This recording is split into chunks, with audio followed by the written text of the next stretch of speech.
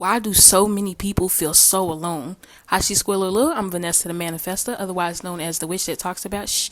And today we're talking about the lack of community so many people feel. Now let's go back in time. It's my 19th birthday and I just moved out.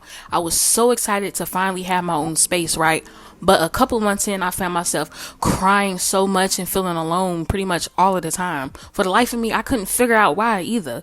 As I got a little older, I did some deeper introspection and realized it was because I felt I had no sense of community. When I say lack of community, what do I mean? I'm talking no friends, no hobbies, just work, come home and do a little shopping here and there, and that's if you have money. I wish when I moved out that somebody emphasized how important having a sense of community is. I've always been a social media girly, so I don't know if that played a part.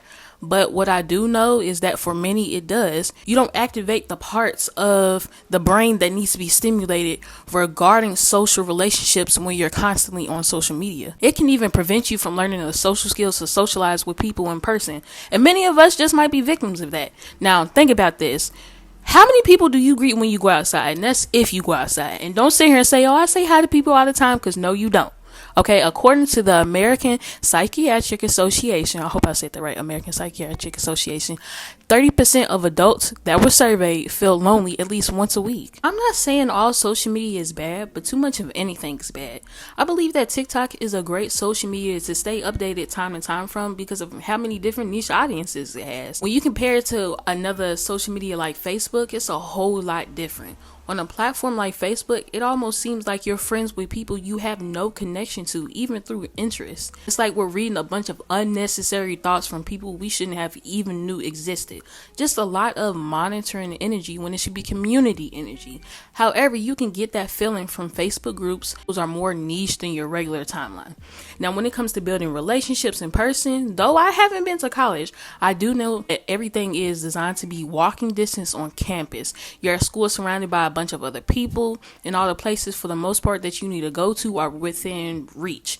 Now, though I believe college is a scam, and that's another video for another day, it is the perfect place to build community and potentially lifelong relationships.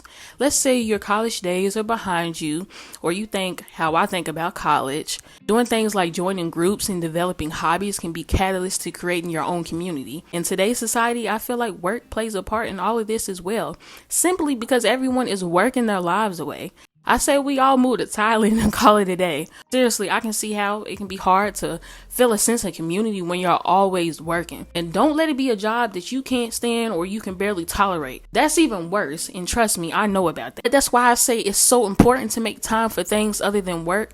And I know that's easier said than done, but trust me, it's true. It took me longer than it should have to realize this, but if you just work and go to home, at some point you put yourself at a higher risk of developing depression.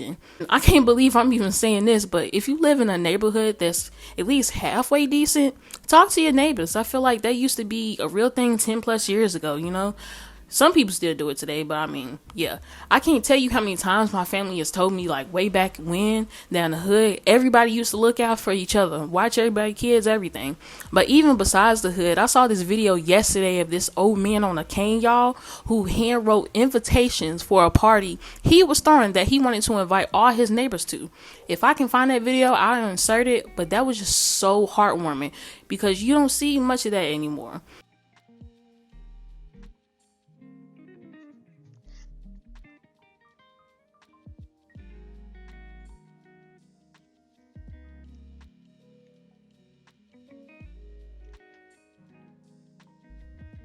Street over here, right? I live over in that house there.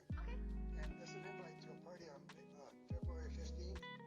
But I didn't want to leave it for mailbox because when you read it, He really took the initiative to create his own community, and I think we can learn something from that. I hate toxic positivity. Like when people try to make it seem like it's normal to be by yourself, especially for prolonged periods of time, that is just, ugh. There are statistics and just basic observation that has told us different. We are social creatures, but I feel like in today's age, so many people are so hyper focused on being judged. Here's the truth though.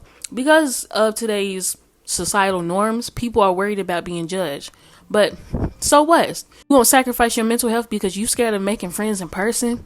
Using myself as an example, I don't know the right words to say all the time, but I'm just going to try when I'm making friends. That's something I'm still currently working on today, but that doesn't mean I'm going to give up on it. I don't care how awkward I sound. That's how you get better. I might sit there and really be like, look, I don't know how to do this, but I'm trying to make friends, so let's be friends. What's your number so we can do something fun? I don't know who will be responsive to that, but it doesn't hurt to try. It does hurt to not try at all. If you made it to the end of this video, I would like to thank you for watching, and I encourage you to like and subscribe for more self-care content like this. Bye.